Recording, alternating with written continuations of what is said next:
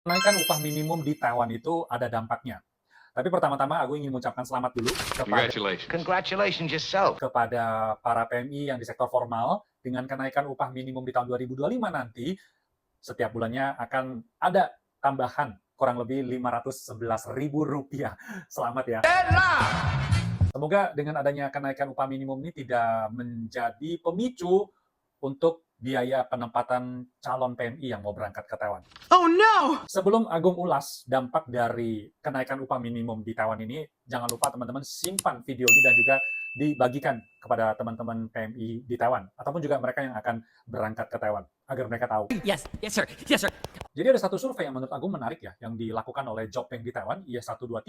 Di situ dikatakan kurang lebih ada 30% badan usaha itu mereka akan mengerem ataupun juga keinginan untuk merekrut pekerja baru kayaknya akan berkurang. Dan di lain sisi, ada kurang lebih 80% badan usaha itu mereka masih mengeluh kekurangan pekerja.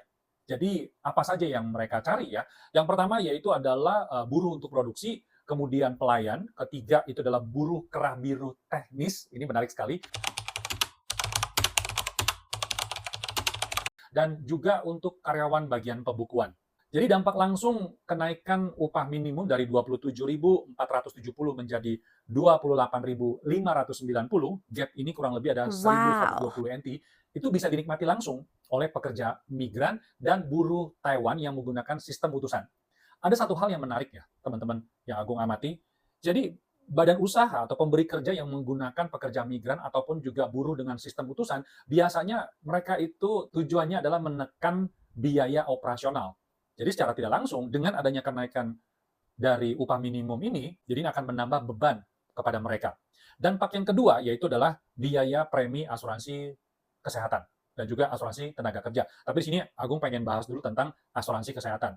Seperti yang disampaikan oleh Fokus Taiwan Indonesia, bahwa beban tanggungan buruh, pemberi kerja, dan pemerintah untuk konteks asuransi kesehatan di Taiwan itu akan bertambah seiring dengan kenaikan upah minimum ini. Dan dampak yang ketiga yaitu adalah pekerja migran di sektor informal ataupun juga rumah tangga. Jadi beban perawat migran di rumah tangga, kemudian majikan dan pemerintah itu sama seperti yang di formal, juga akan bertambah. Nah, premi asuransinya tentu saja sama ya, kurang lebih bertambah 21 NT. Tapi untuk angka pastinya itu akan ada pengumuman langsung dari pemerintah Taiwan. Selalu menjadi pertanyaan bagi teman-teman yang bekerja di rumah tangga, gaji saya nggak naik, tapi mengapa biaya asuransi tanggungan yang preminya naik ini juga harus dipikul oleh kami? Yes, it's true. Nah, ini penjelasan mengenai kenaikan biaya premi asuransi ini akan dibahas di kesempatan berikutnya. Jadi di lain sisi, tujuan utama dari kenaikan upah minimum ini baik, yaitu adalah untuk melindungi para buruh yang lemah, tetapi di lain sisinya adalah biaya operasional perusahaan itu akan bertambah. Tidak heran akan berpengaruh juga dengan harga-harga barang, kemudian ongkos hidup di Taiwan. It's too expensive. Tentu sebagai pekerja migran di Taiwan, kita tidak berharap biaya hidup di Taiwan itu semakin mahal. Sedangkan yang di informal, gaji mereka masih belum bertambah.